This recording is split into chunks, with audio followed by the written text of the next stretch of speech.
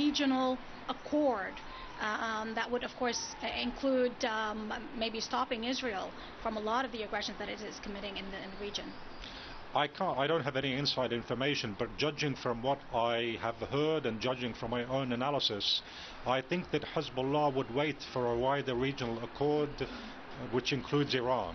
Iran perhaps in the US, reach an agreement. Then it will, because Hezbollah doesn't want to, it wants to be part in the end of any regional arrangement which takes place. You have to remember that one of the objectives which the Americans and the Israelis have set behind their war against Iran is for Iran to stop its support for so-called proxies. Yeah.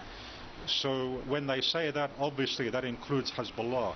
So based on that particular scenario, Hezbollah sees that it's also, it wouldn't be in its interest to reach an isolated agreement, but rather for it to be part of a wider regional arrangement. So I don't believe that Hezbollah will accept an agreement in Lebanon, which doesn't also include a wider agreement to include Iran. Yesterday there was a speech for Sayyid Abdul Malik al-Houthi, the Yemeni element, which was considered after the genocide in Gaza a very surprising element, and for the resistance, of course, a very strong card. And of course, everyone knows what they're capable of based on that, the experience and the practices in the past and their operations in the seas.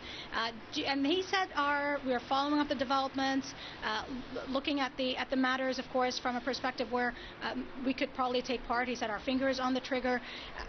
Do you think that it is the Iran and maybe Hezbollah that are telling Yemen to keep keep it for a rainy day, that they should keep their strength for a time when it is mostly needed, and that they could probably take part? Perhaps, and I think that the axis of resistance may be learned from its mistakes after the October 7 event, because after the October 7 event, you saw all parties engaging simultaneously, Hezbollah, Ansarullah, etc. Now, that didn't lead to complete success, admittedly. So maybe this time the axis of resistance is learning and saying, let's not all play our cards at once, especially if these steps aren't needed. So the axis of resistance maybe is also adapting its own methods of warfare. And when the time comes, if needed, then other players, in addition to Hezbollah and Iran, other players like Ansarullah, like the Iraqi factions. The Iraqi factions have carried out some operations, as we saw, but Ansarullah would be a major game changer because of Bab al-Mandeb and because they've proven their ability to block that particular location. So let's wait and see. I think that the resistance deliberately isn't playing all its cards at once like it did in the previous times, especially after October 7.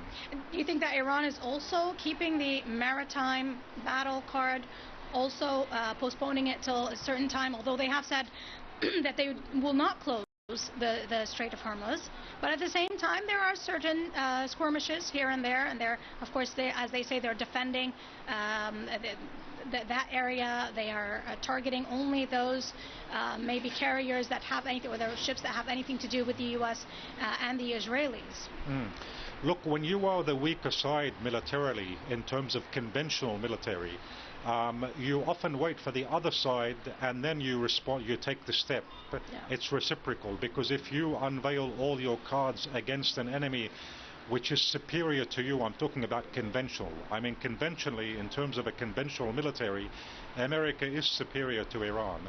So it's in Iran's interest to wait for the Americans to uncover all their cards before the Iranians uncover the cards which they have, uncover their strengths. So it's logical for Iran not to unveil or reveal everything which they have, and to wait for the Americans, by the way, they are rather hasty in their own behavior, in their own military warfare. They look at the way they, for example, Operation Midnight Hammer, they try to flex their muscles, they try to use everything. They have a tendency to use everything at their disposal, particularly this particular administration. Donald Trump likes to show strength, likes to show everything, and Iran can take advantage of that to lure the enemy into unveiling what it has, and then Iran would have the initiative. So I think it would be a smart strategy indeed for Iran, as it's doing right now, not to show everything it has in store for the enemy. Of course, the Israelis and the Americans continue to bombard and shell all of the Islamic Republic of Iran, and the Israelis are talking about the fact that this needs a little time. We still have more targets, although we know that a lot of targets are civilian targets. Are they bluffing when they say that? I mean, and even here in Lebanon, when they continue to target and destroy buildings, as we know now in the southern suburbs of Beirut, a whole neighborhood has been destroyed. Buildings that are civilian buildings have been taken down to rubble. That the Israelis actually have nothing now left. And so what they need to do in order to continue to create this state and keep this war going is by targeting civilian sites. This brings me back to the point we raised earlier about Hezbollah no longer being such a big organization. When you're no longer such a big organization, Israel doesn't have that many targets to hit. And that's why I think, or that's one of the reasons why it's intensifying its bombardment on locations which have no strategic value, like civilian neighborhoods, civilian buildings. Of course, they've done this before, but previously, particularly after October 7, the Israelis had a huge bank of targets in terms of striking at Hezbollah individuals or Hezbollah installations. So I think you're going to see more of these attacks on areas with no strategic value, simply because the Israelis no longer have that much intelligence to tell them where there are certain Hezbollah targets to hit. You have a new generation now of Hezbollah. They no longer have that much intelligence about these people. And again, this is something which could work to Hezbollah's advantage. I think you told me once that they made a mistake by ending the leadership that they already know and understand. And now they're faced with some ambiguous, maybe, knowledge. But they also the Israelis had some strong cards when it came to intelligence, like the Pagers terror attack. Do you think they used that up, or do they still have anything in store for them? Look, you can't rule out that they possibly could have something. From what I read recently, Hezbollah is now relying on handwritten letters, sending them to the front lines. So it appears that Hezbollah is taking precautionary measures to prevent any technological or to prevent any kind of penetration by this advanced technology. So technology security operations, and this is Israel's main strength, I think. The technological superiority, the ability to carry out security intelligence operations. When Israel loses this card, it's lost a lot, actually. And so if indeed the Israelis no longer are able to carry out security and intelligence operations, I think that they are going to be in a much more weaker position. Now, many people say that Israel's main advantage is air force power. I would argue that its main advantage is security and intelligence operations.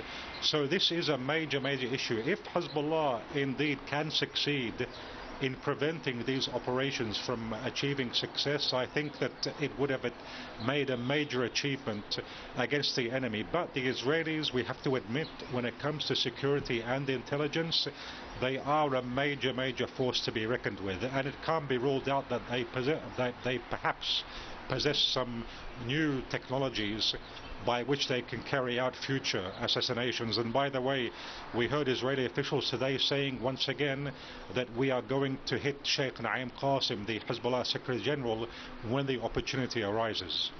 Well, of course, they have not made that any secret, and we know that they have all the artificial intelligence capabilities in their own hands. There's something interesting that I would like to mention, that we have these Lebanese security forces say that they have declared the martyrdom of a policeman whose car was targeted by an Israeli drone attack in the city of Zahle. What would the Israelis want with the Lebanese policemen or security personnel?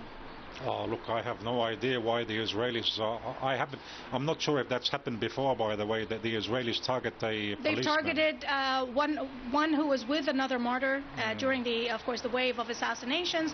We also had Lebanese army soldiers that was targeted within their vehicles as well. Yes. I mean, did they mistake them for another? It's possible that they mistake them. It's possible it might be the fact that now they're turning their ire towards the state, the Lebanese state, not necessarily only the resistance.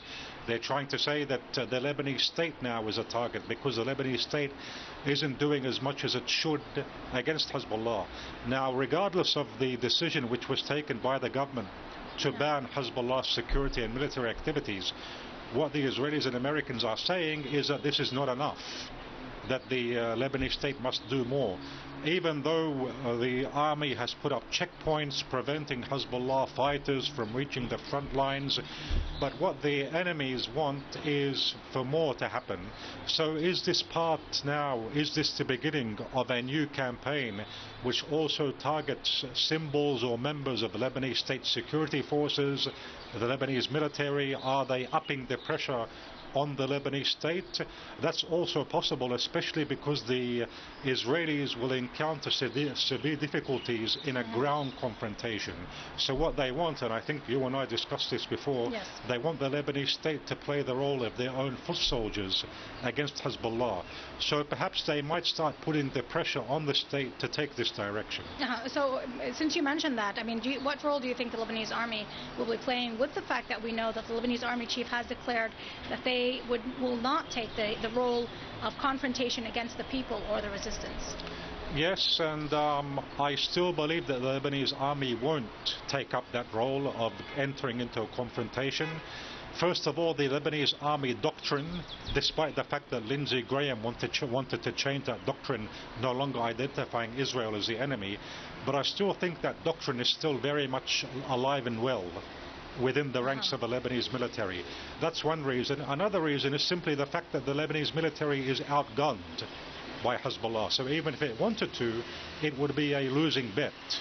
So there's more than one reason why the Lebanese army wouldn't venture into such an approach or such action. And the Lebanese army chief, Rodolphe Heikel, I think that he's proven on more than one occasion that he's not in the business of taking such miscalculated steps. All right, now just to give our viewers the latest, the Israeli army is saying that the Israeli occupation forces are saying we have just begun a new round of attacks on the southern suburbs of Beirut, targeting infrastructure for Hezbollah. Now, many would argue that it's not really any more infrastructure, especially after the last war. What we're looking at is civilian infrastructure. Since you mentioned that one of the strong cards that Hezbollah has is the support that they have from the civilians. But this is a declaration from the Israeli regime.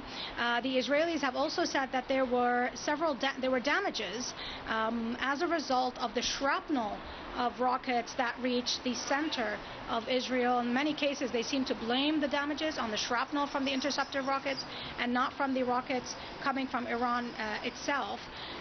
There is the French transport minister is talking about some 50 French ships that are now blocked in the Persian Gulf areas, and 8 others are in the Red Sea. So do you think that this is growing into perhaps an international or regional crisis in the waters? It is. The Red Sea, that would mean perhaps Ansar Allah is taking some action. I'm not sure if you're talking about the Red Sea. They said they're stuck in that area. Well, let's wait and see. But it is becoming a regional war. I think it actually is a regional war. You saw what, and this is a deliberate strategy on the part of Iran.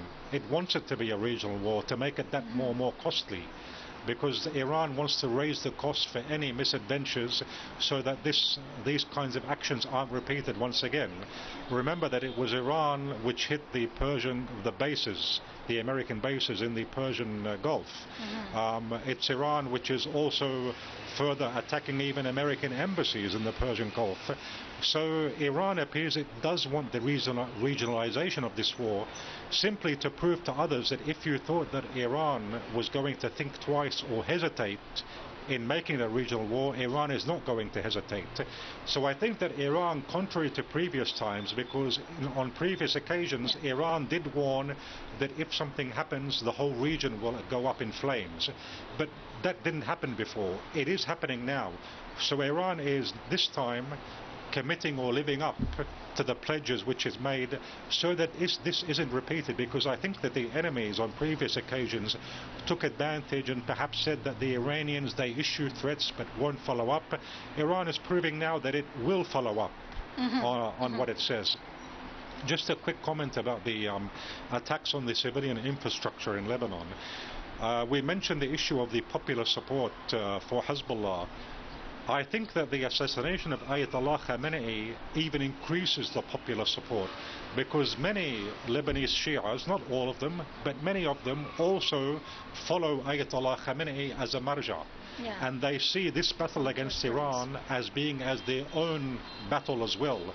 So contrary to what many say, that many Shias will say, oh look, you've dragged us into something we didn't need, you got us into trouble, we have nothing to do with this confrontation. On the contrary, I think that many Lebanese Shias view this as their own confrontation. So that's also another factor. I think the Shia, I would argue that at least a rather sizable segment of Shias, they're even more committed to this war than they were in previous occasions. Well, because we mentioned how you said Iran didn't live up to its promises and so on, but it had issued warnings.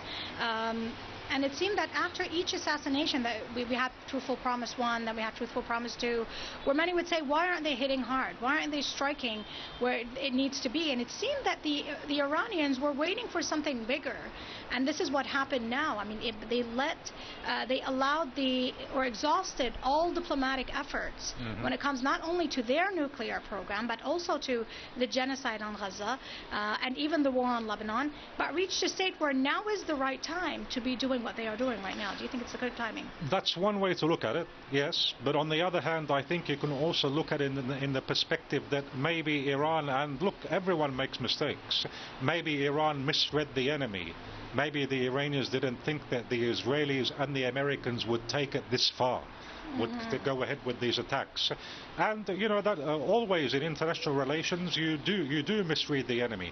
There's a theory in intelligence which says that the more the enemy doesn't expect a scenario to happen, the more that scenario is likely to succeed.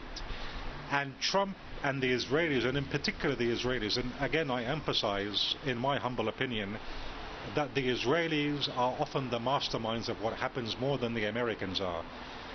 Who would think that during times of talks you're going to come under attack? You know, nobody would think that. I don't think it's ever happened before. Maybe I'm mistaken. The Iranians were subject to attacks twice during negotiations. Now, the first time, that's the method which the Israelis and Americans employed. That theory which I just mentioned, that the more the scenario was unlikely, the more likely it's going to succeed because the enemy doesn't expect it. That's what happened during the 12-day war. The Iranians weren't expecting it during the times of talks. The Israelis in particular seized that and carried out this operation. Now it appears that the Iranians are clear and they won't be tricked once again, and they're taking it to new heights. And so now I think that the Iranians read the enemy much more. They know that this enemy, anything is possible. It will do anything. And I think that became clear with what happened in Venezuela when they kidnapped a president.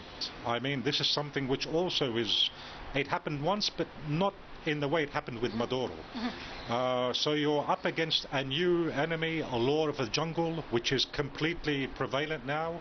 And this is something which I think Iran is taking in mind in the way it's dealing with the situation. Well, of course, maybe it's difficult, not right to compare it, but the Israelis did assassinate Ismail Haniyeh as there were negotiations for a ceasefire in Doha. He was the main negotiator. Yes, but you're talking here about a group which they designate to be a terrorist organization. You're not talking about a state. That they have so there are a lot of major differences. I think that Iran perhaps calculated that the Israelis wouldn't dare do this. We're holding talks. They would go ahead. And this also tells you how the Israelis defy the Americans. Now, some would say that the Americans and the Israelis jointly planned this during the 12-day war, perhaps. But I think it was the Israelis that led to the Americans into this. I think Trump had designated a time. I think it was 100 days, I'm not sure. And after that he would attack. The Israelis then said, okay, your 100 days have passed. They were still in the talks, so let's go at them. And that's what happened. I think we must always bear in mind how much of an influence Israel has over American policy. And the Iranians, by the way, they realize this very well. In Foreign Minister Abbas Araghchi, in his remarks, he always says that the Israelis set this trap, not these exact words, but the meaning, they set this trap for Trump, and Trump fell in it. Ali Larijani, the senior Iranian official, he also says the same thing.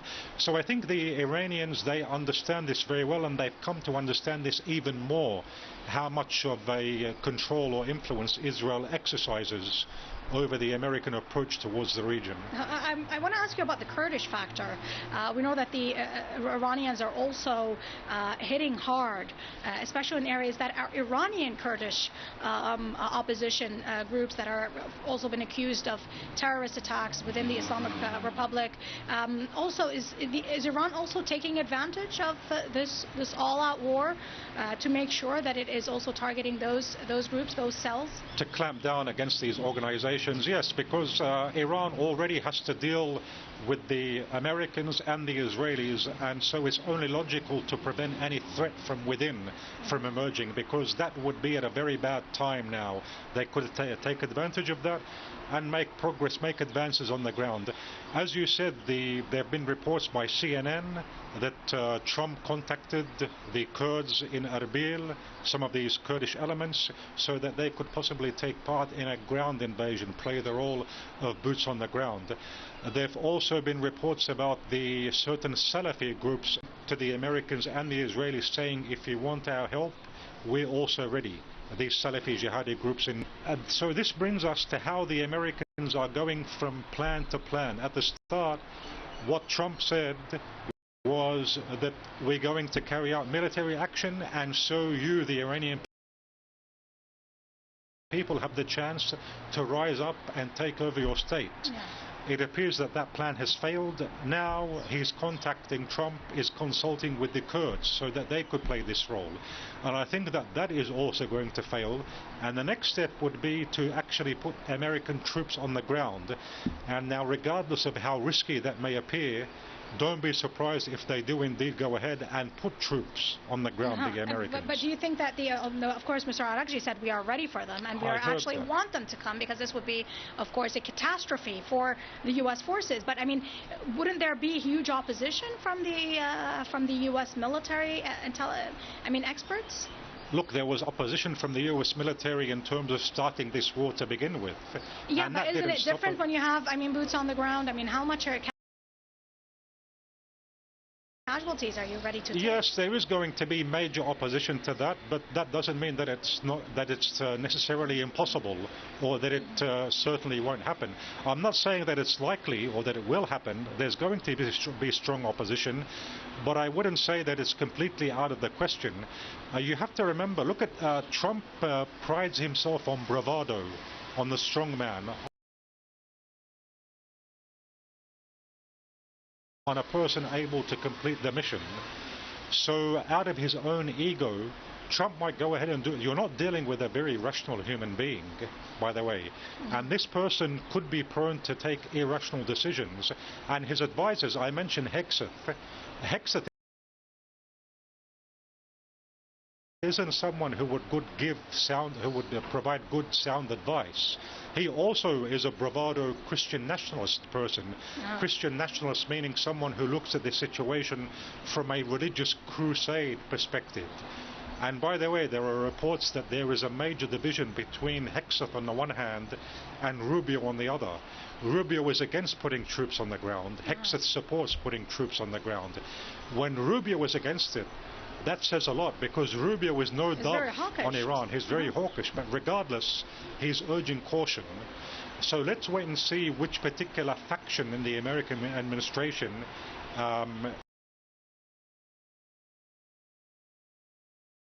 makes a decision or determines what course of action is going to take place. But again, don't be surprised if they do put troops troops on the ground, regardless of the risks involved. Just to mention something, I mean, maybe we talked about it, but now to ask you about the fact that you said there were lessons learned from there Iran. Are what, sorry? There were lessons learned from on the part of the Islamic Republic of Iran. The primary issue was that they had attacks that went out from that were carried out from inside the Islamic Republic of Iran by agents using drones that they were actually manufacturing inside, and those were agents of Israel and the U.S. Do you think that that Iran has learned that lesson? They have been able to purge the internal grounds as much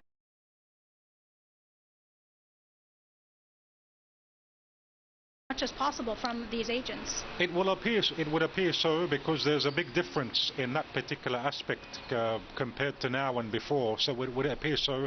There have also been spies which have been discovered in the Israeli entity working for Iran just about every week, I think. That's also something which is quite significant, that the Iranians are trying to up their game in terms of counterintelligence.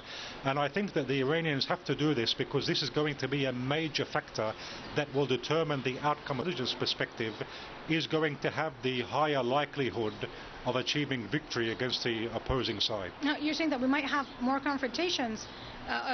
You don't see that this would actually lead to some sort of a, or that it would maybe continue to drag on until there is a bigger solution?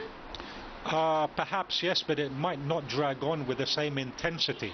Remember that the war between Iran and Iraq lasted for 8 years. This could be, for example, not just a month but a year-long war, but the intensity would go up and down. But I think, yes, we are in the final battle. Maybe not a final battle will continue with the same tempo, but we are in the final battle which will determine the makeup or the structure of the region for a very long time. But do you think that negotiations have reached a place of no return, especially the nuclear negotiations, that for now Iran is more adamant on not conceding its nuclear program? I think that we can't completely say that the negotiations won't return. It's always possible that they will, especially with an individual like Trump, who always changes his mind. But we are going to go back to negotiations, at least for the time being. And as long as Israel exercises this enormous influence over American decision-making, I think that in the not too far future, Israel won't exercise that much influence when Israel is seen Israel already is seen as a burden for the US, but it's not showing yet in terms of American decision making. But I think that the more Israel drags America into these miscalculated adventures, the more Israel is bringing the day closer to when America finally says enough is enough, and even politically it abandons Israel, and then Israel will no longer have a lot of time to exist. All right, so Ali Rizk, thank you very much for being with us. That's all we have enough time for with you. Of course, I'll be talking to you more on the latest developments.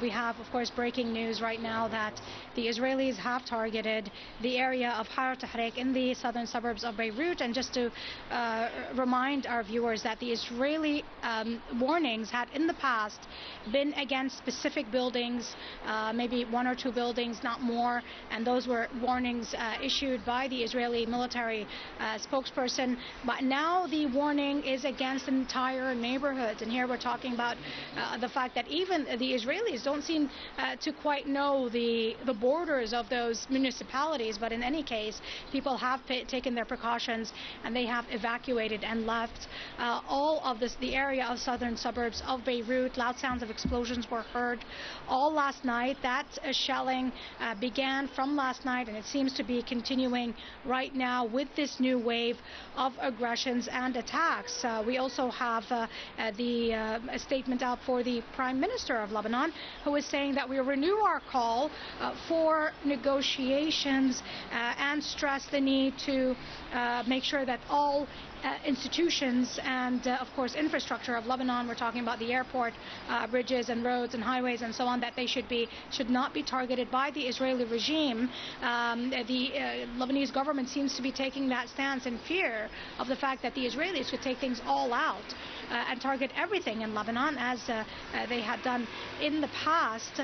But we also know that France has begun what seems to be mediation attempt, but through the Speaker of the Parliament, Nabih Berri, who is known to be, had always been a negotiator in such issues. He had negotiated for the previous ceasefire, but what he didn't know was that the Israelis were given what seems to be a green light by the United States to carry out attacks, to carry out assassinations, and that's what we saw for the last year and a half. There were also other attacks from the Israelis on the city of Sidon, and there were surprise attacks also in several areas where the Israelis also struck a car in the area of Zahle, which is in the northeastern parts of the Bekaa in Lebanon, killing a Lebanese police officer, and this is what the security forces have declared. And they have also, of course, the Israelis say that they will have only just begun to launch these attacks. On the other hand, you have the fact that the Iranian army is declaring and is showing footage proving that it has downed various, it has launched drones towards the center of the Israelis, but it has also so far downed some 30 drones for the Israelis and the Americans. We're talking about Hermes, MQ-9, and so this is a very big number of drones that were down. This is larger than the 12-day war that we saw in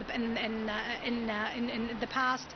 And so what we're looking at now is that Iran is more adamant on striking the overflow. Whenever there's flying over Iranian airspace, they're being struck by the Iranian defenses. On the issue of the resistance operations, to give you an idea about the instances that we have, of course, the resistance has declared several operations, and we're talking about operations that are diverse. We're not just talking about the launching of rockets. What is more significant, it seems, for Hezbollah, in addition to targeting radars and targeting those strategic points, are the confrontations that are occurring near the border. And Hezbollah is putting more than one base together in one statement, although before they would issue one statement for one single base or post, now they have put them all together in one post. We're talking about more than one base, whether it is the Malkiye post, which is, for example, behind the border in the Palestinian occupied territories. You also have attacks against the Israeli occupation forces on Lebanese territories in positions which they had already fortified after the 2024 ceasefire, basically giving Hezbollah an upper hand to be able to target those forces and even destroy their Merkava tanks. Now, let me bring in Dr. Mohsen Saleh to give us more insight on the latest developments. Let me begin on the issue of the resistance operations. I think you've been following it up, not only the operations, but also the warning that was issued by Hezbollah in the early hours of the morning, an evacuation order for the settlers of the north, the northern occupied Palestine, the Galilee region. And this is basically a tit-for-tat move by Hezbollah after the Israelis issued warnings of not only evacuation of the south of Litani, but also the southern suburbs of Beirut. Salam, thanks for having me. Salam for the freedom fighters, the resistance men in the south, in Iran, in Iraq, and in Yemen. Everywhere we have this spirit of resistance, spirit of refusing all the American hegemony and the American terrorist attacks against Iran and against Lebanon, and helping the occupation and adopting the occupation of the Israelis and to hegemonize the region. In Lebanon, they thought for 15 months at least that the resistance is down, finished, and the people of the resistance, I mean the environment, the ambience of the resistance, the people of the resistance, they have given up all what they have of the arms, of the convictions. Actually, they were waiting with great patience because they have to are the first team, the first partner in the war that we should give you some time. And it seems that, especially after the election of President Aoun and the trust or the confidence the parliament gave to Nawaf Salam, the government, and they participated in this government as Hezbollah, as one of the greatest political parties in the country. So we are talking about a kind of giving space for peace. If and only if the Israelis have this nature, since they don't have any kind of peace nature or peace understanding or peace, actually they are convinced that they want to have peace in the region. Actually, they are occupiers and occupying Palestine. So we are talking about the borders in Lebanon, and well, the government and President Aoun told Hezbollah that let's try diplomacy, the international law, and the Americans, and what's so-called the mechanism after that with Hochstein, and then with Ortegas. So we are talking about a nature of the war. Some of the Lebanese, they think that the war is only about borders. Some, they think that this Israel is a terrorist implanted entity by the West, and always will help this entity to destabilize the situation, all the societies in the region, not only in Lebanon, in Syria, in Iraq, in Egypt, in the Gulf, everywhere. And that's what we have been discerning about the situation. So the Lebanese government did not understand the mentality of the Israelis, while the resistance, they know what the Israelis are about. So the Israelis continued their war against Lebanon and against Hezbollah and against the resistance, against the environment of the resistance, and always bringing new spots inside Lebanon and trying to invade, conquer again, gradually in the south, from the west to the east, from Naqoura to, of course, to the municipalities in the middle, and reaching up to Kfar Shuba. And so the Israelis did not stop their attacks, their terrorist attacks against the civilians and against the freedom fighters and against the interests and also the properties, the infrastructure in Lebanon. And they continued, the government on the other hand, they continued to tell, well, we have the monopoly of the arms, we have everything, and we should continue, and we should disarm Hezbollah, and we should prevent Hezbollah from being in the south. And wait a second. Have you given anything from the Israelis in terms of geopolitical or in terms of these occupied points in South Lebanon, in the west, in the middle, in the up to Khiyam? You haven't gotten anything how are you going to do to manage? How are you going to pressure this entity? How are you going to talk to the Americans and tell them to pressure this terrorist entity to withdraw from the Lebanese borders? You could not. And you still continue your pressure on the environment and on the education of liberation. Yeah. So you as a government of in Lebanon, you should be for all, and especially to the deprived areas which have been missing the government and its institutions and its power in order to protect them for decades. Mhm. So If I may ask you, because I want our viewers to Sure. understand that when Hezbollah, when Secretary General of Hezbollah says to the government, use the resistance as a strong card in the negotiations. And you remember the talks on the maritime borders, how Sayyid Hassan Nasrallah said that they would target the Tarif and so on in order to get more land.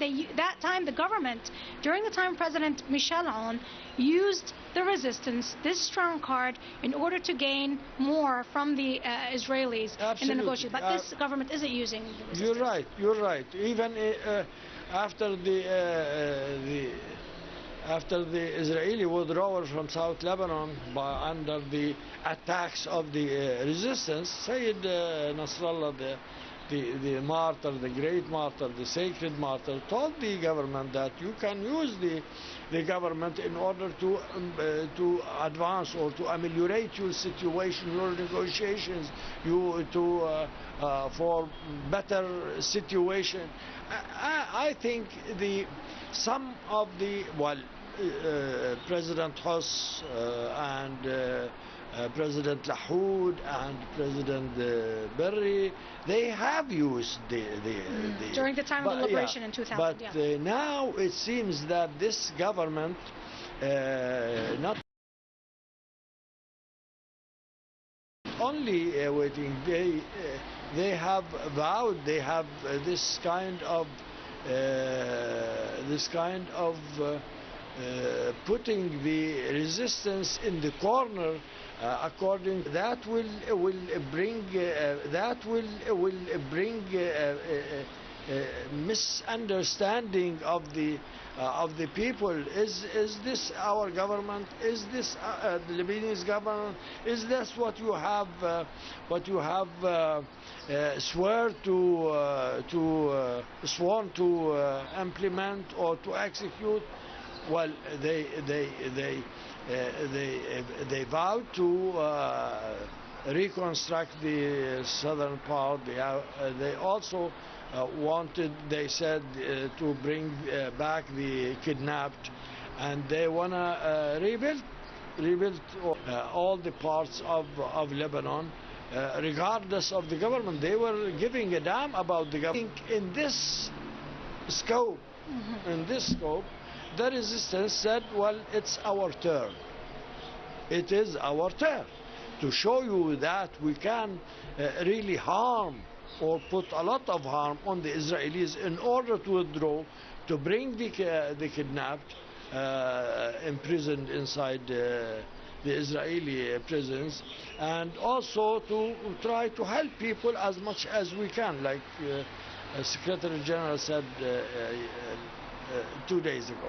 So we are talking about the resistance that would make big difference in terms of the conflict, in terms of the struggle against occupation and against the American hegemony. Look what they have done in these 2 or 3 days. They really brought back the attack to the settlers, to the colonizers in northern part of Palestine. Now the Israelis, they thought, and they have declared that we thought that we can put down Hezbollah We did not expect Hezbollah. We were going to attack Hezbollah and finish it and destroy the infrastructure, but they failed. Hezbollah started, and these operations now in the south, from the western part, from Daira, from Al Mashab to the middle where the Blat, they call it.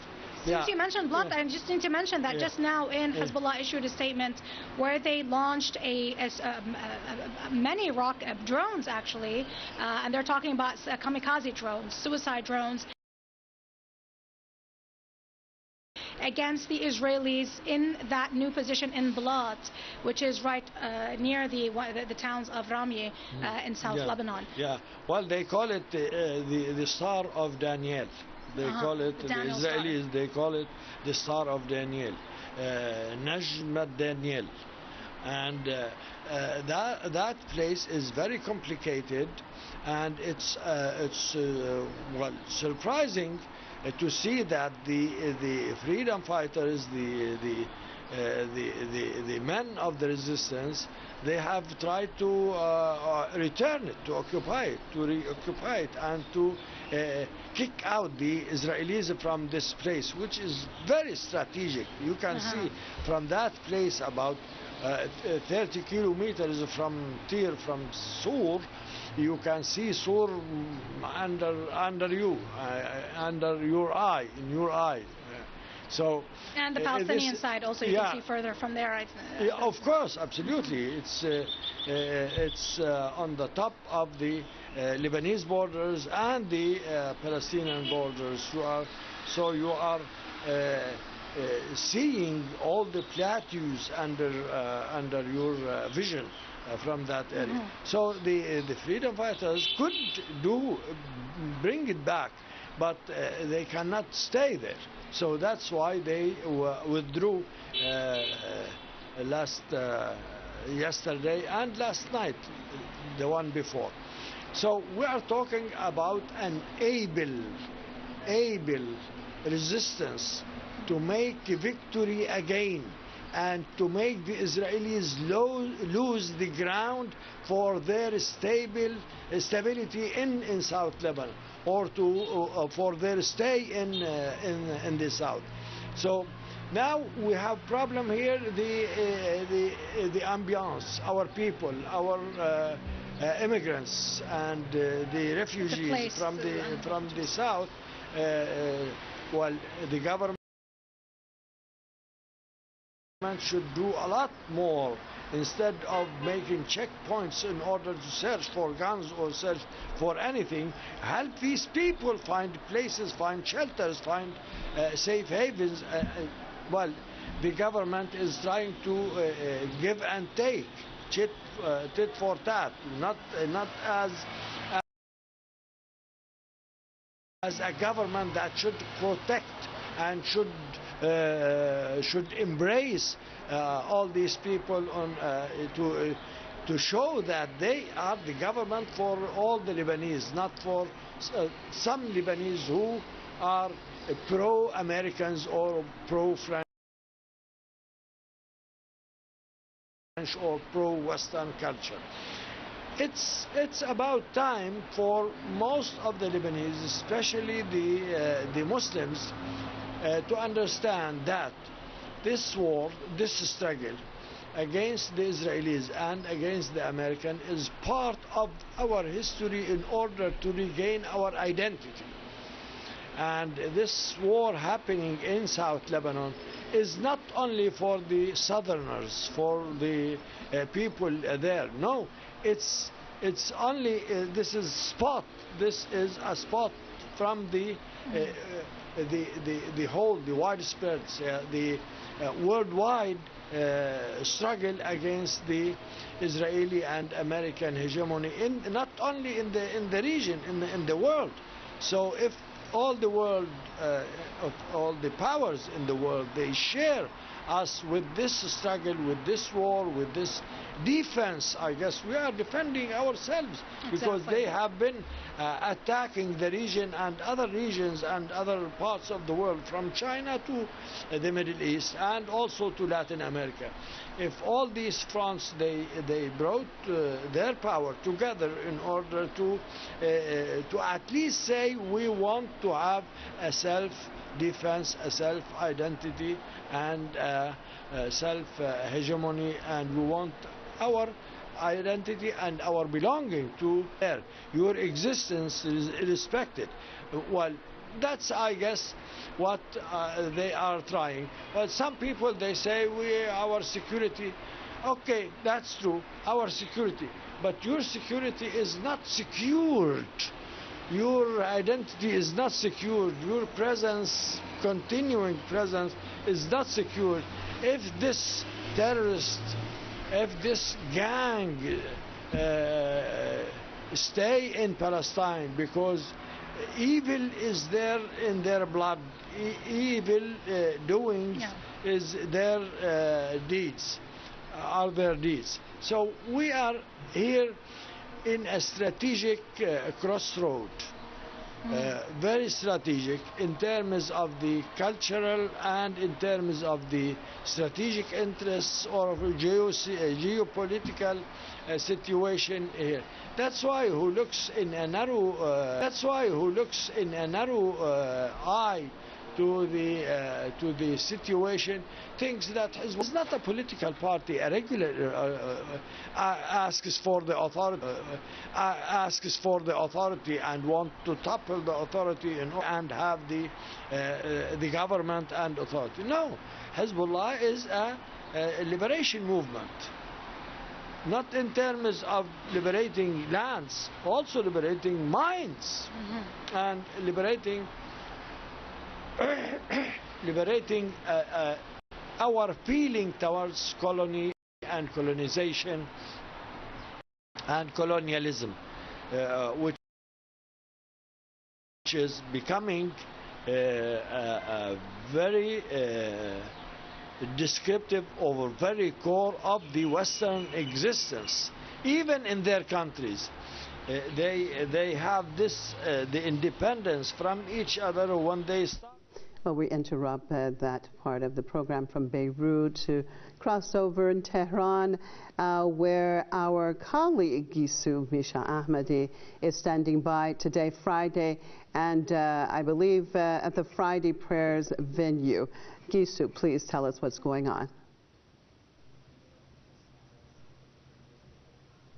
Well, Marzia, as you can see, Tehran's Grand Masala is filled with people that have come out once again to show their message to the world, what they've been doing over the past 4 or 5 days. Now you can see it culminated here. They are here not just to perform the Friday prayers, but to show exactly how strong the Islamic Republic of Iran is. It is as strong as the number of people, this huge and immense number of people that are backing it. I'm showing you right now the streets that are leading to Tehran's Grand Masala, because Tehran's Grand Masala is completely full of people where we're not able even to pass through to go inside. That's how full Tehran's Grand Masala is. And Marzia, I can assure you, even during very important occasions such as Eid al-Fitr, when people in the Iranian capital usually come to Tehran's Grand Masala to perform the prayers, you have never seen Tehran's Grand Masala and the streets leading to it so full of people. This is exactly where the strength of the Islamic Republic of Iran lies. The people who are here backing the system, the people who are here who are chanting once again, as you can hear, Allahu Akbar. You can hear the chants of Allah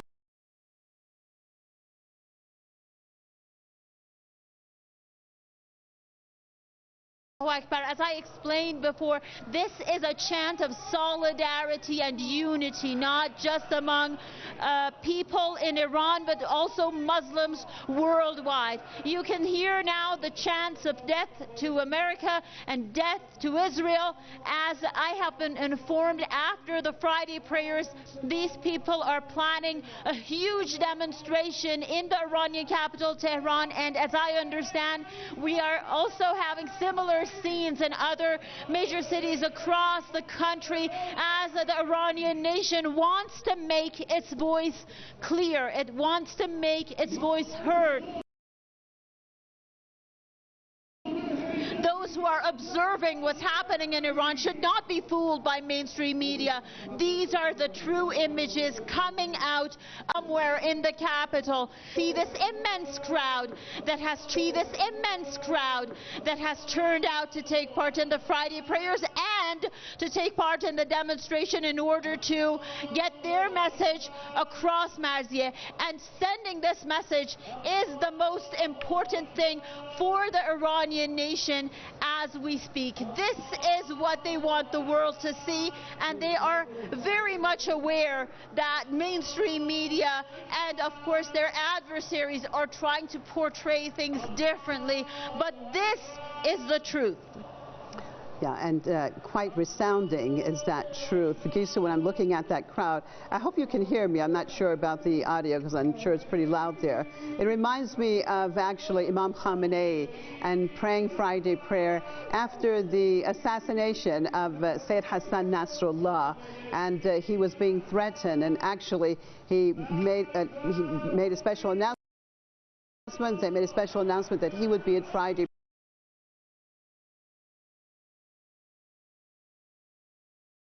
prayer, and it was unbelievable, the crowd. So this is the Iranian nation. They come out en masse and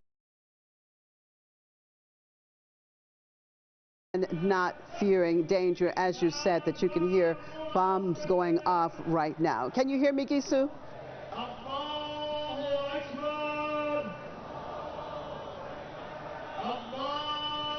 Okay, I think it's very difficult for her to hear me, but you have just seen Gisu Misha Ahmadi there at Friday prayer. I'm here with Mariam in the studio.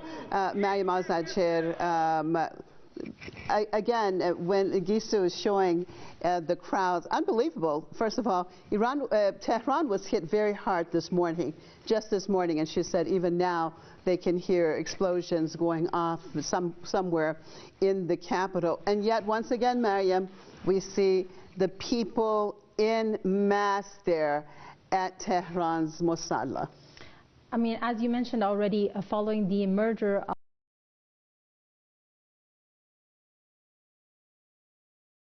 of Sayyid Hassan Nasrallah, that's also what happened, that Imam Khamenei's life was in danger. But he came out at the risk of sacrificing himself. And he said, I am going to lead the prayers, and those who want to come, you know, he invited them to come, and millions came out. And so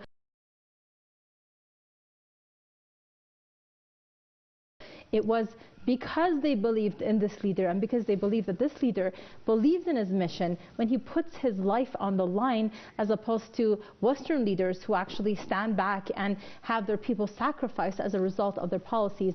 We know that Imam Khamenei was actually designated as the permanent Friday prayer leader by Imam Khomeini, actually, some 46 years ago. And he has led some very important Friday prayers in Iraq, and we know that Imam Khamenei came out and talked about it, and he talked about the importance of prayers in Shia tradition. Is Friday prayers are very political. They contain speeches. In fact, in order for your Friday prayers to be accepted, you should also take part in these sermons. Okay, stay with me, Mary. I'm going to cross over to our correspondent, Moeen, who is standing by. Moeen, please tell us what you see. Yes, I am in Tehran's Grand Mosalla. this was the first Friday prayer without the leader of the revolution, Ayatollah Sayyid Ali Khamenei. But as you can see, people in large numbers have gathered to not only perform their Friday prayer, but also continue sending their message to the world, which is their desire to take revenge for the blood of their leader, and also declare full support for the armed forces of the Islamic Republic of Iran. As the people were performing their Friday prayer, we could hear the sounds of explosion, but this has not stopped people from gathering in this Friday prayer here today. Another important thing to mention is that people right now have just finished the prayer and are engaging in a rally, starting to walk all the way outside the Grand Musalla, taking to the streets, much like what has been happening since the start of the new imposed war by the US and the Israeli regime on Iran, taking to the streets, chanting death to America, death to the Israeli regime, and all those regional and international proxies that have been supporting those two regimes in their war against Iran. I have never seen Iranians this furious.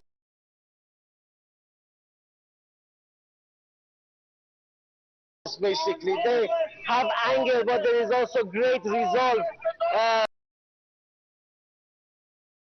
in what they have been saying, and in their faces you can see very easily that they are talking to them. They are saying that they will support whatever decision that the Islamic establishment makes, and they will the armed forces of the Islamic Republic will forever have their full support.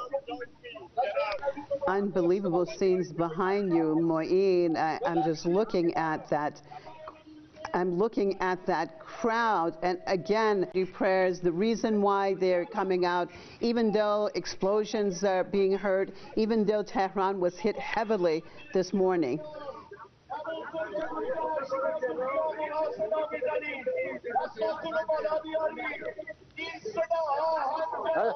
Yes, in fact, as you know, it's the month of Ramadan.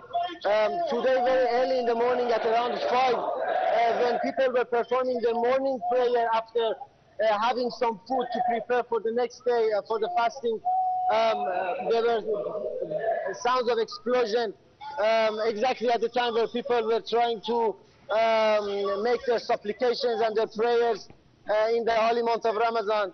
And also, what people are furious about basically is that the US and the Israeli regimes have been targeting their very faith and their beliefs. They have been targeting civilian infrastructure. I had the chance to visit a school that was targeted by the US and the Israeli regime yesterday. Hospitals have been targeted.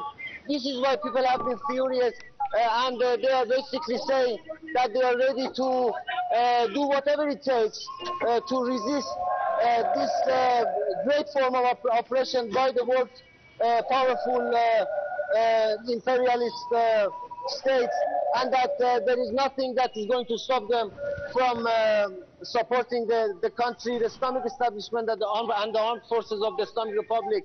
And they are proud of their leader, by the way. Let me tell you, they are proud of the fact that the leader of the revolution, Ayatollah Sayyid Ali Khamenei, stayed in his office, lost his life defending his country, unlike Western leaders who went meters down under the ground in bunkers to protect their lives. So this is, I think, why people are they have this much resolve for their freedom, for their independence, to protect their dignity, protect their basically identity.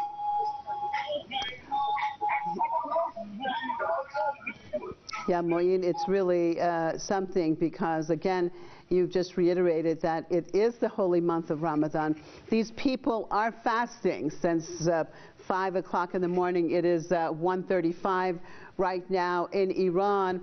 and not eating, not drinking, and yet so enthusiastic about this. And as you've just said, because the leader of the revolution, actually he stayed and he fought for this revolution and he gave his life for this revolution, and staying inside of his office, his home, even though the threats were continuing, that these people now, continuing that way, feel that they should be present, that they must be on the scene. Viewers, if you're just joining us, you're looking at scenes from Tehran's Friday prayer.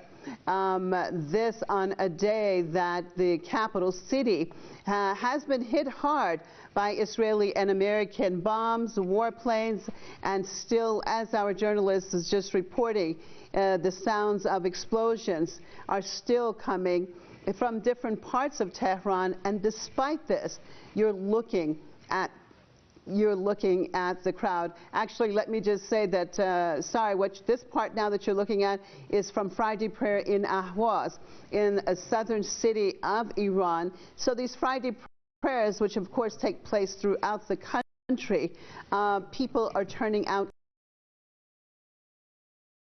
in mass today.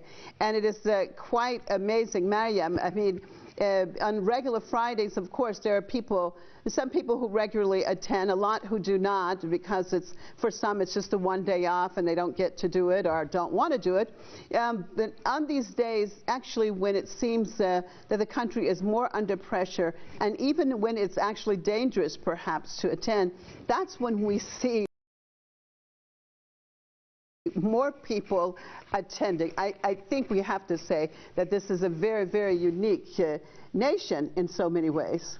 Of course, these Friday prayers are very symbolic of the very reason that the Islamic Revolution has gained victory and gained the power to stand against elements. So what we have during the Friday prayers, we have the sermons that you have to listen to in order for you to have fulfilled your Friday prayers. And in the sermons, the imam, which the permanent imam of the Friday prayers, as I said, actually was Imam Khamenei, who was designated for this position by Imam Khomeini, the founder of the Islamic Revolution. And the scholar put in place for that leadership is not only someone who's a religious scholar, but also someone who's very learned on the matters of the world. Okay, stay with me, Mariam. I want to cross back over to Gisu in Tehran. Gisu, can you hear me?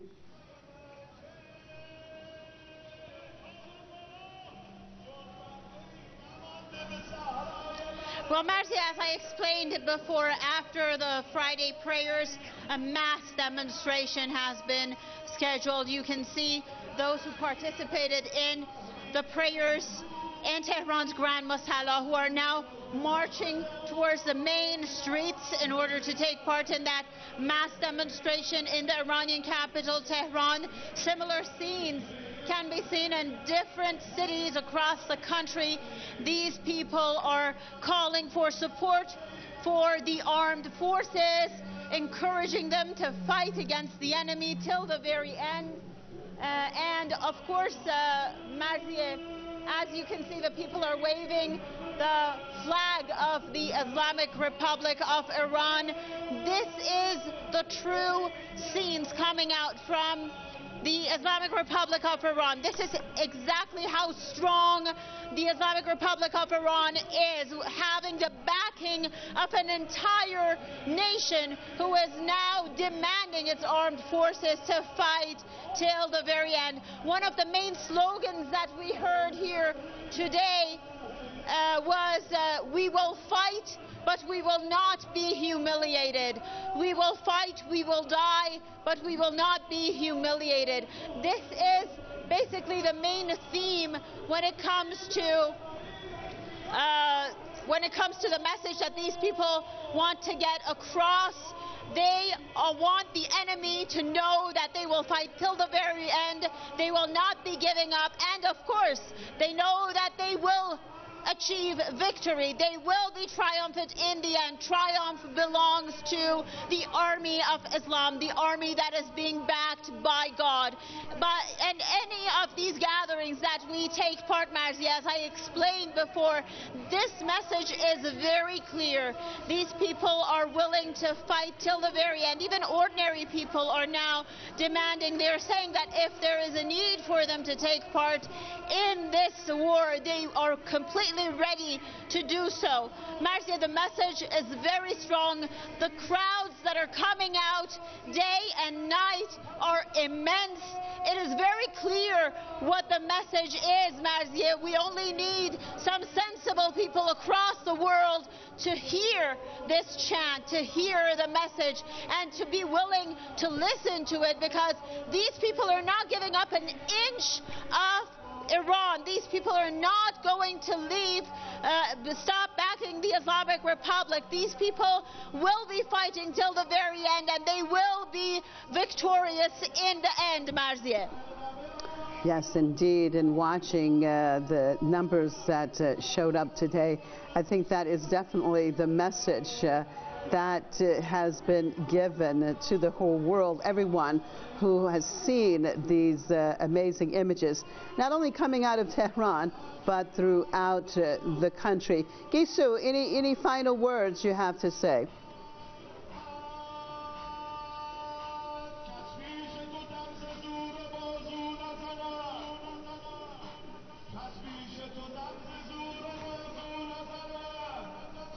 Okay, I think we've lost Gisu. Gisu, any final words you have to say? Okay, I think we've lost our connection with our colleague Gisu Misha Ahmadi. I believe these now. I believe that the images that we're getting now are from Ahwaz in the southern parts of the country, and you could see, Mariam, not only the crowds there, but we also have, it's obviously a couple of coffins there that people are praying for some of the martyrs from Ahwaz. But stay with me, Mariam. Let me cross back over to Moeen right now, Moeen Amini, our Press TV correspondent. Moeen, go ahead, please. Yes, as you can see, right now I'm in the middle of the rally. People just got done with their Friday prayers. The first Friday prayer without the leader of the revolution, Ayatollah Sayyid Ali Khamenei, which is of a great deal for Iranians. The reason they are here is not just to perform their Friday prayer. This is more than a religious duty for these people. This is a show of solidarity. This is a show of support for their beloved leader, who was brutally assassinated by the leaders of Western imperialist powers, by the international Zionist structure. One thing people have been saying right now is that they are not willing to surrender. That after losing their leader, Ayatollah Sayyid Ali Khamenei, they are willing to lose everything else, and they are willing to do this all the way to the end. So, as I told you earlier, I have seen a lot of anger in Iranians. At this point of history, I've never seen people this furious, but there is also great resolve in them. It seems like the people of Iran, unlike what the enemies of the Islamic Republic were trying, have come closer together. There is this great sense of cohesion among people I can see from all of sorts of opinions. They come together every single night since the assassination of the leader of the Islamic Revolution, Ayatollah Khamenei. Every single night they have been coming out, vowing revenge for the blood of their beloved leader, and declaring support for the armed forces of the Islamic Republic of Iran, and also all those who are fighting along the resistance front against the US and the Zionist regime, and also regional and international supporters of those two regimes. One thing people are also very proud of is the manner in which their leader lost his life. Unlike the rumors that were being spread around about the Ayatollah Sayyid Ali Khamenei hiding and things like that, Ayatollah Sayyid Ali Khamenei lost his life in his office in the middle of the city when he was busy working, basically. unlike the US and the Israeli regime's leaders who go down to bunkers meters down the ground to protect their lives. So I think the narrative that the Western politicians were trying to demonstrate is now the opposite of those narratives are now being proven. Seeing what's happening actually. Another thing that makes people angry about losing their leader is that Ayatollah Sayyid Ali Khamenei was not just a leader of a nation. Ayatollah Sayyid Ali Khamenei was a religious leader.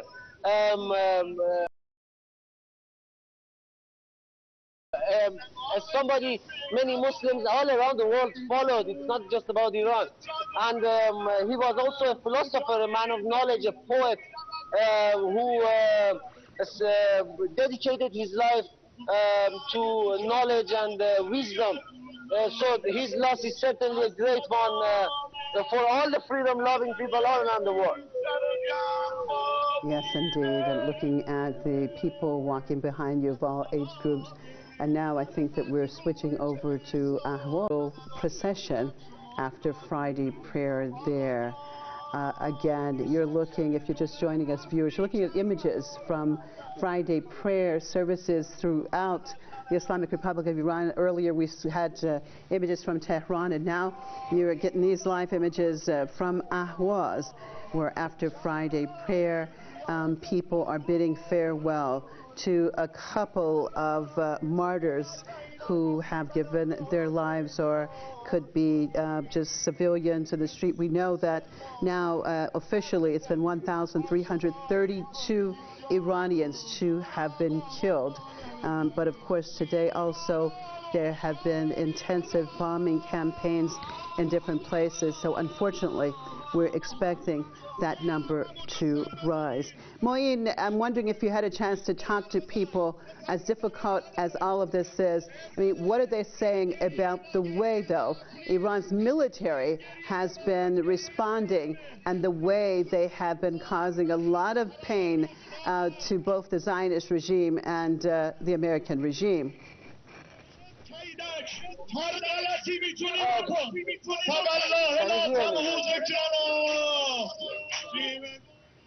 He didn't hear your question. Okay, I'm sure it's very hard for you to hear me. I'll try one more time. I'm just wondering, Moeen, if you've had a chance to talk to people and their overall opinion about the way Iran's military has responded very hard towards the Israeli regime and the American regime.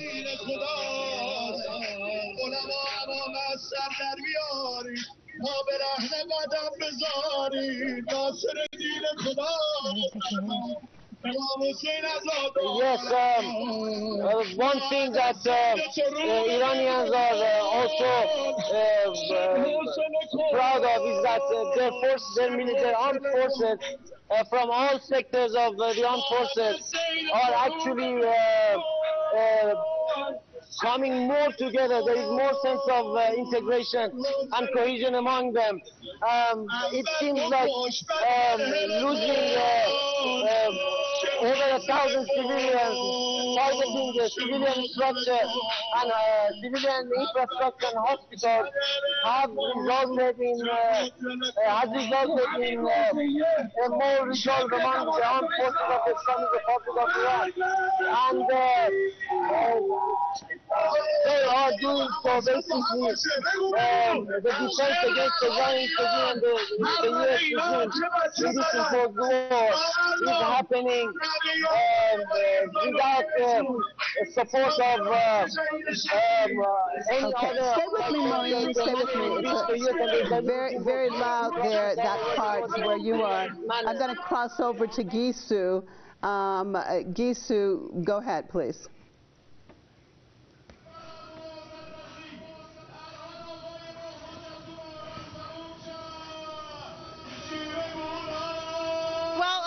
I have changed my location to one of the streets further from the Tehran Grand Masala. You can see people that are marching down that street. The street is full of people.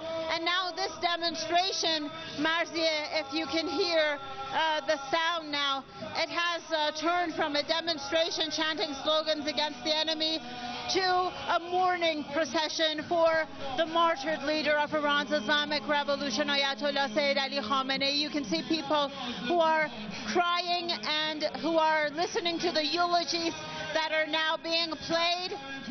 As you can see, the street is full. People are waving the flag of the Islamic Republic of Iran, and these are the people who are desperate to get their message across.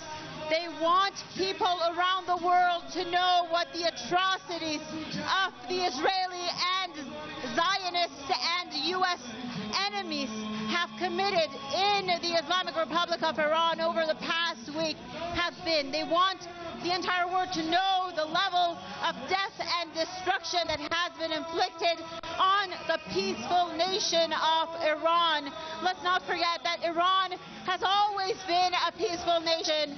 Iranians have never waged war on any country, and this is what's happening to them simply because they have decided to remain independent. They have decided to take their own stance and not abide by world powers. They want the entire world to watch and to know. And they also want the entire world to know that although they're grieving for the loss of a great man, the martyred leader of Iran's Islamic Revolution, Ayatollah Sayyid Ali Khamenei, at the same time, they remain very strong, and they will fight against the enemy till the very end. All right, thank you so much, Gisu, for that. That's Gisu Misha Ahmadi. He's been reporting from Tehran's Friday prayer location. Mariam, I think that for people, this is also, one, a show of strength, but also a very emotional time. It is the first Friday prayer. It is the first Friday prayer in 37 years that Imam Khamenei is not present as far as being the leader of in itself is it is also very, very difficult. So that's why the demonstration at the end also turned into a memorial and partially a mourning ceremony, because of course all of us are still very much in mourning at the same time that we're also very much in the middle of a war. Of course, and in our culture, mourning is not a passive act, actually. We have the mourning for our imams every year. That we mourn, for instance, for Imam Hussein. People, Iranians, every year, actually people across the world, a lot of Shias, across the world, and also non-Muslims across the world, they hold ceremonies for him, for the sacrifice he made, for the dignity is better than a life of humiliation. And every time they mourn, every time they shed tears, every time they retell these stories of the oppression Imam Hussein experienced, but he stood up against it, they become stronger and stronger inside, more ready to fight back, more ready to step in the footsteps of Imam Hussein and stand up against corrupt powers. And you see, when you see these millions of Iranians outside, when Iranian officials say that Iran is ready for a war of attrition, this is what they mean.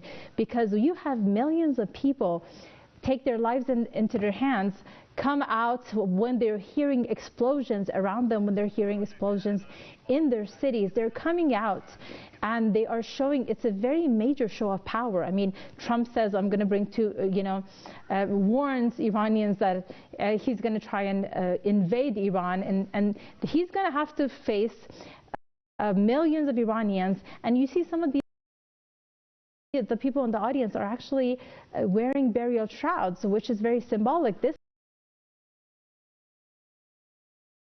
means I'm here ready to be buried as I am, while I fight for what is right, while I fight for my values. And the Friday prayer itself is a very political prayer. You see, what the West has done to people and has definitely done to Americans, have tried to do to people in our region, is to try to separate politics from religion, the church and state. And of course, when they remove religion, they actually want to bring in the ideology. That's the ideology of the military-industrial complex, the ideologies that serve their interests. Therefore, they have to first remove the Abrahamic religion from the equation, because Abrahamic religions would not agree and would not put up for anything they're doing. The way, as you have said before, they portray Prophet Jesus, peace be upon him, as someone who is extremely passive, who would turn the other cheek in the face of oppression, compared to who Prophet Jesus actually was. You know, that he was targeted the way he was because of his stance against the corrupt leaders of his time. And this is very important in Friday prayers. Politics, like people are counted in politics. The leaders of these Friday prayers, they come before the Friday prayers, they talk to people about what's going on in the world, especially about what's going on in the Muslim world and what is the Islamic stance to take. So in these Friday prayers, we've had various mentions of, perhaps most of all, about Palestine, what's happening to the Palestinian people, and we've had this over the course of the last 5 decades. We also have talked about the issues of Venezuela, for instance, and how the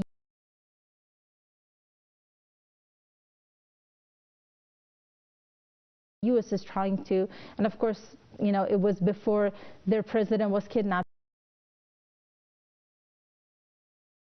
by the U.S. regime. And so these are the Friday prayers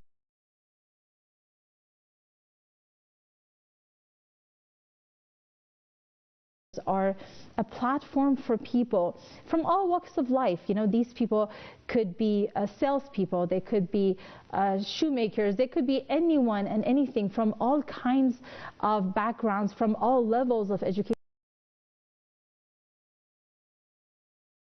Of course, Iranians are generally a highly educated nation, but they can come from all kinds of backgrounds, and they all come and they learn about what's happening in the world, and that it is their business, and that they have a responsibility towards it.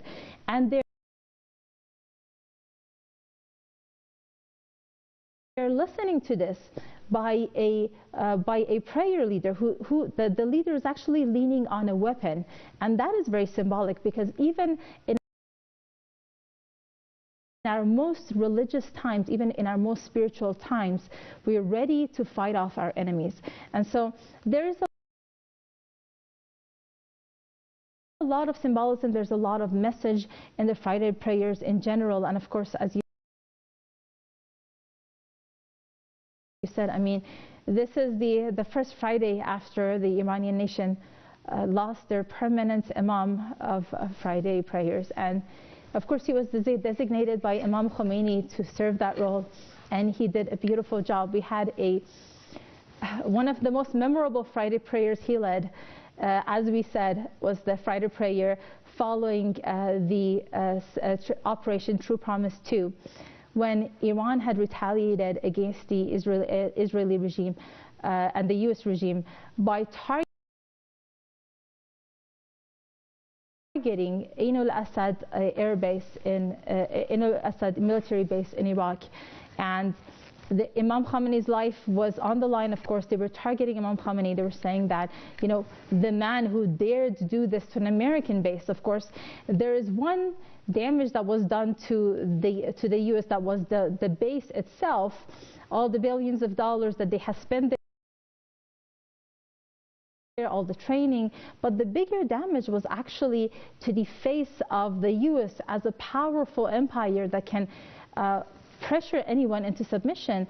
And Imam Khomeini showed that you cannot do that. And then he came out, he put his life on the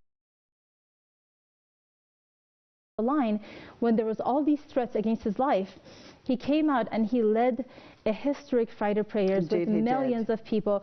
And then most recently,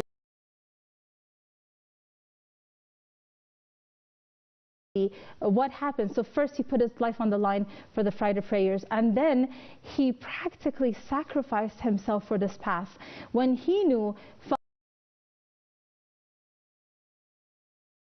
following the 12-day war, after the Israeli regime and the US regime had already martyred some of Iran's top commanders, that he would naturally be next, as they had talked about him being next. But he refused to hide, he refused to go somewhere safer, and he stayed in his office taking care of his responsibility. And then by his martyrdom, a momentum was created. So people would have already be angered, extremely furious by the invasion of their country, by the bombing of their country. However, the momentum really injected the blood needed for this revolution that is going to hopefully rid the region of US presence. Indeed, and we're looking now at live images from another Friday prayer location in Bushehr. And as I said, these Friday prayers have been held, and they're always held throughout the country, but it was special today. Many people have shown up, and after the Friday prayers, people are also demonstrating, again reiterating that in majority or many of these countries that the Friday prayer has been taking place, and many people have shown up. I want people to realize that all of the cities are basically still under threat by the Israeli and the American regimes. So they are taking their lives basically in their hands and being out there, but showing their support for the Islamic establishment. Mariam, when we talk about Friday prayers, there have been some historic Friday prayers actually, and one Friday prayer stands out in my mind from many, many years ago. It was during the time of Imam Khomeini and the 8-year war against Iran, and actually what Saddam Hussein had said, that anyone who turns out for Friday prayer in Tehran would be killed, that Friday prayer was going to be targeted. And so what happened? Actually, more people than ever before, Khomeini and the 8-year war against Iran, and actually what Saddam Hussein had said, that anyone who turns out for Friday prayer in Tehran would be killed, that Friday prayer was going to be targeted. The difference in Iran, that has made the difference. I'm reading so many different things. I mean, I just feel that Iran has become the hope of the world because people are saying this is the biggest what is happening, what Iran is doing, what is happening, what Iran is doing. For the sake of Iran, for the sake of Iran, for the sake of the region, for the sake of Islam. In reality, it is for the world, to make the world a more equitable place. This particular article that I'm reading is talking about that it is Iran, the Iranian people, that are standing up because they have that culture, that Karbala culture, and are willing to pay the price, because decolonialization, getting rid of imperialist entities, it comes with pain, it comes with sacrifice, but at the end, it comes, the destruction of those entities, and that it is now the Iranian people. And he says that once the current fighting is over, we will wake up to a new world where American hegemony is no longer the norm in the region, but a remnant of a terrible past. Of course, and that's very interesting, you see, because the Islamic culture actually, as you said, the price comes with a sacrifice. And what the US has tried to get people to believe is that you shouldn't make these sacrifices. It's that you should just try to live your life, you know, have a high quality of life. Just work for this dunya, work for the material goods, work for the betterment of the luxuries. And I mean, look at Iranians. They have been under the most extreme sanctions for some 5 decades now. And they are now capable of basically defending their country against the entire Western hegemonic front, against all of life. But when it comes down to it, when there's any threat, they cannot protect themselves. They cannot even feed their people. They're even worried about not being able to have enough water, because they're extremely vulnerable. They've never worked to power. They have always leaned on the power. They have always leaned on the aggressor. So in leaning on the aggressor, one, they had to close their eyes to the crimes committed by the US regime, and two, they ended up not having any real support and any real power at the end. That we see that today when the US when it decides to divert the support from these Persian Gulf countries to the Israeli regime, because it no longer has all the means to try to, at least on the surface, protect all of them. We see how these leaders in these countries are questioning, and they're saying, well, of course, all of these years, they have been in bed with the US regime, with the Israeli regime. All of these years, all through the genocide in Gaza, they have assisted the Israeli regime. And of course, imagine, after all of the submission they have made, they're still not. These years, all through the genocide in Gaza, they have assisted the Israeli regime. And of course, imagine, after